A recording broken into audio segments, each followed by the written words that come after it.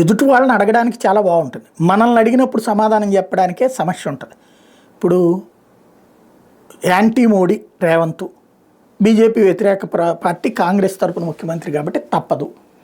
ఆయన అడిగేటటువంటి పాయింట్ ఏంటి, హిందీని వ్యతిరేకిస్తాడంట.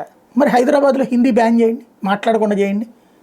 ఇంకొకటి, దేశంలో మన దేశ భాష మనం బ్యాన్ చేద్దాం, మరి ఉర్దూ భాష ఏ దేశాంది, ఇంగ్లీష్ భాష ఏ దేశాంది?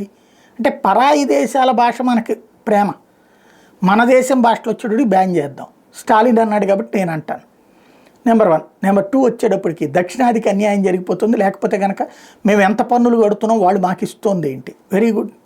మరి మున్సిపాలిటీలకు సంబంధించి మనం కట్టేటటువంటి ఆస్తి పన్ను, మన ప్రాంతాలకు వస్తున్న వాటా ఎంత? ఇంకోటి, తెలంగాణలో గ్రామీణ ప్రాంతానికి ఆయన ఒరగబెట్టింది ఏంటి ఇంతవరకు?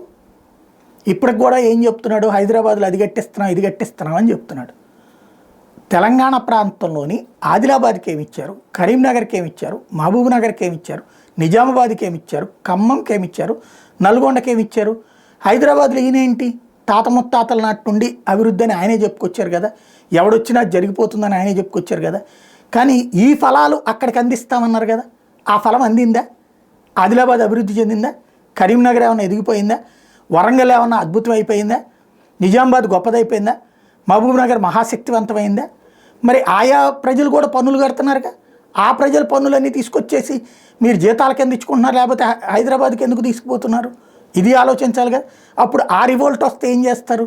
ఇప్పుడు ఒక చోట రివోల్ట్ సృష్టించడం చాలా సులభం, కానీ మన దగ్గరికి రివోల్ట్ వస్తే ఏంటి, అదే ఆలోచించాలి కదా.